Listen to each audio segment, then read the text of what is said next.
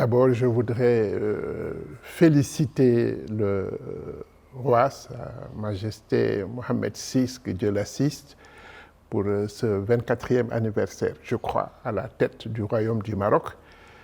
24 années qui ont été marquées par des réalisations très importantes, évidemment pour le Maroc et pour le peuple marocain, mais également pour des observateurs comme nous d'Afrique au sud du Sahara et qui ont eu la chance de parcourir beaucoup de pays africains, de constater qu'au cours de ces 24 années, Sa Majesté a porté à un niveau insoupçonné la qualité des relations entre le Royaume du Maroc et les pays d'Afrique au sud du Sahara.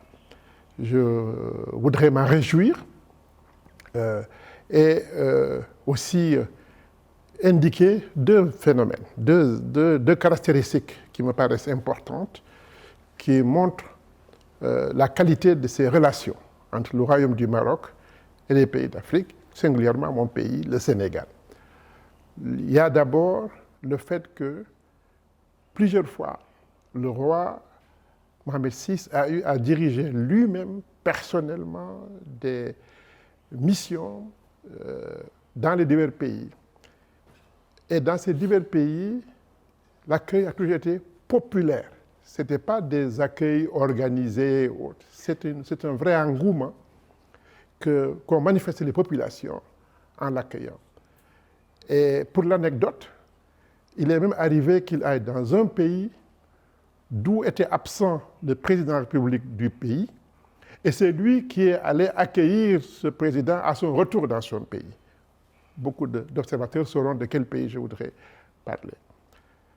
La deuxième anecdote que je voulais indiquer, et qui est aussi caractéristique de la profondeur des relations entre le Maroc et mon pays, le Sénégal, et entre Sa Majesté et les divers présidents qui se sont succédés à la tête de mon pays, le Sénégal, et en particulier le président Macky Sall, le roi nous a fait la très grande amitié, la grande reconnaissance et la confiance de prononcer un discours très important qu'il avait l'habitude de prononcer qu'au Maroc. Il l'a fait il y a quelques 5 ou 6 ans depuis le Sénégal. C'était pour célébrer un anniversaire très important dans l'histoire du Maroc. Je voudrais donc donner ces deux éléments pour montrer que sur le plan politique, sur le plan de la relation, comment est-ce que cette coopération est exemplaire. Sans parler maintenant de la diplomatie économique du Royaume du Maroc.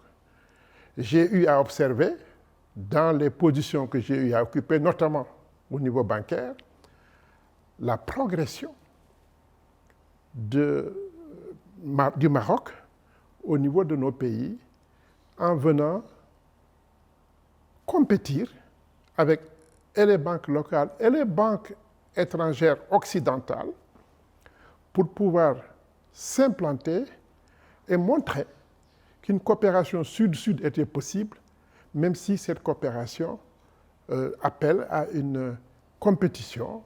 Je crois que cette diplomatie économique, cette présence du secteur bancaire et du secteur des affaires du Maroc était aussi une bonne vision. Parce que d'autres au Maghreb pensaient plus se rapprocher de l'Europe pendant que la diplomatie, les efforts, les hommes d'affaires du Maroc tissaient des relations avec l'Afrique. En parlant de Amadou Mahtar Mbow, le grand homme qu'il est, et saluer surtout aussi ses relations particulières avec Sa Majesté Feu le roi Hassan II, père de Mohamed VI. Relation Amadou Mahtar Mbow, Hassan II, que le roi actuel, Sa Majesté Mohamed VI, n'a jamais oublié. Et c'est à ce titre que quand il a été sollicité pour intervenir dans le cadre du centenaire de Amadou Mahtar Mbow, il n'a pas hésité une seule seconde à donner d'abord son parrainage à la manifestation. Donc, à côté du président Macky Sall, des autres chefs d'État africains, nous avons eu l'honneur de le compter parmi les hauts parrains de ce centenaire d'Amadou Mahtar Mbow.